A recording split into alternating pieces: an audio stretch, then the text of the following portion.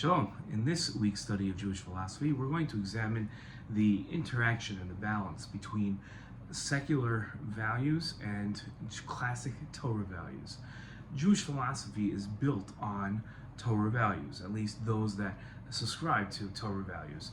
And that there are plenty of philosophers that were Jewish, but they weren't espousing Jewish philosophy when they talked about their philosophy. They happened to be Jewish philosophers.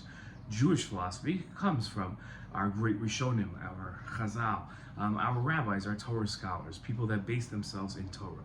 But what happens when you have a Jewish philosopher who comes up with a theory of philosophy that happens to align itself with Jewish philosophy, but at the same time, the philosopher themselves doesn't subscribe to the Torah, nor do they espouse in their philosophy subscribing to the entire Torah. So, for instance, if you had a Jewish philosopher that espoused the need to treat others fairly and to treat others in acts of justice and righteousness, those are Torah values, and that is a Jewish philosopher espousing a Torah idea.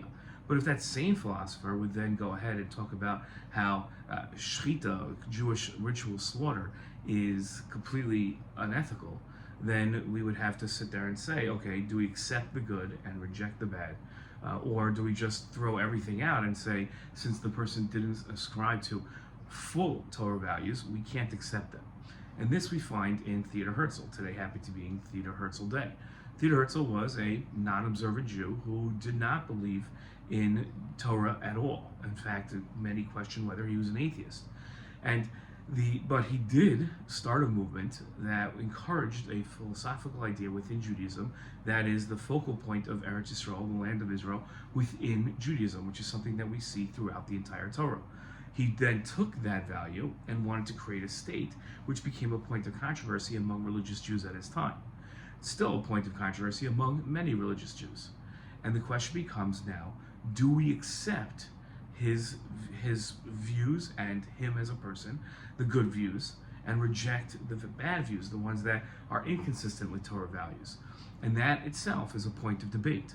My opinion, and take it or leave it, is that we should accept the good from somebody that espouses good and see where it goes, and align ourselves with them, with the caveat to our students and our children and our families and our followers and our communities that we're accepting the good and rejecting the bad.